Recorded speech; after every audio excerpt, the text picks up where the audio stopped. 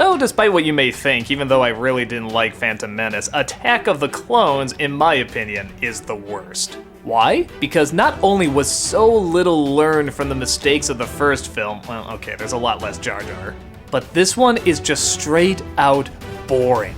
It is dull. It's not very interesting to look at, it's not very interesting to listen to, the stilted acting is still there, the bad writing is still there. There's tons of things in the plot that don't add up, which wouldn't matter if I gave a shit at all what was going on, and I don't. Even Phantom Menace had the advantage that it was spectacularly bad on such a big level. This one is just a boring meh. Anakin Skywalker has grown up and apparently has yet to develop a personality, as he apparently comes across Amidala, who is now not queen. Another election, I guess. But nevertheless, he's assigned to protect her after a few assassination attempts. The two eventually end up falling in love, but this is a big no-no, as apparently Jedis can't fall in love. Well, that sucks, not sure why that is, but whatever. While their incredible chemistry is being formed, Senator Palpatine makes a decision to form a clone army. These will eventually become the Stormtroopers that have different voices in the later films that I think they're talking about actually replacing with Australian voices. Oh, never mind. And they're gonna take out more of that political nonsense you couldn't follow in the first movie, except this time Christopher Lee is in it.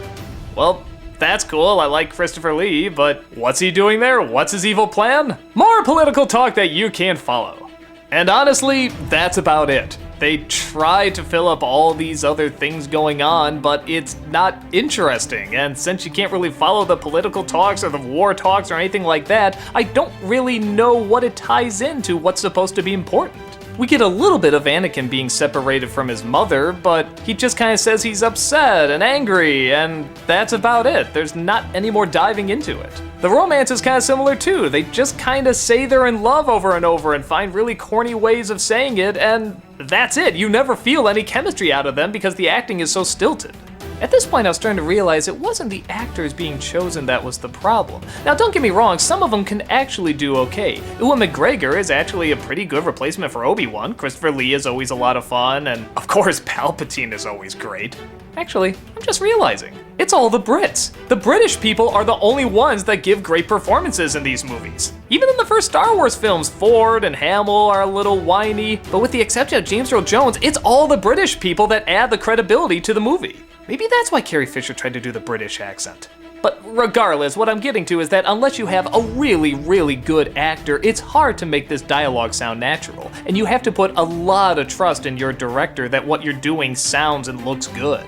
And I think we've established that Lucas has been out of touch with being a good director for a while. So yeah, I can't really blame the actors for how terrible they're reading these lines. They're hard lines to read. And if someone is giving you the direction to make it sound more and more bland, you're gonna just do it. One of the only things people really remember out of this film is the lightsaber fight with Yoda. People either seem to love or hate this, and yeah, I'm somewhere in between. I understand both sides of the argument. On the one hand, yeah, it is kind of neat to see Yoda with a lightsaber. It's cool to see him jump around, and it shows that such a little person can still cause a lot of damage. But like the other half of people, I kind of like the fact that all he had to do was wave a hand and a spaceship could fly by. Like he was that powerful. All he had to do was just point a finger. He was that in touch with the Force. I don't know, I'm just glad it was something I didn't really see before, and it was kind of neat to see. Albeit kind of goofy.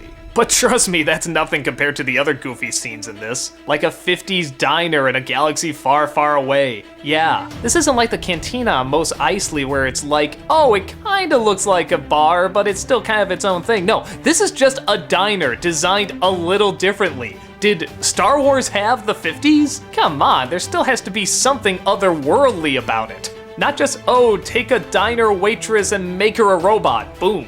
And in the grand scheme of things, my brother brought up a really good point. He said, what is the point of this film and the last one? After seeing Revenge of the Sith, I realized there really isn't any. You could just watch Revenge of the Sith and you can figure out everything. That Anakin was in love, that he was emotional, that he wasn't ready to become a Jedi. Everything you needed to know was in that one. These two films were completely pointless. No character is developed, the political talks are impossible to follow and not very interesting. There is no real insight into anything.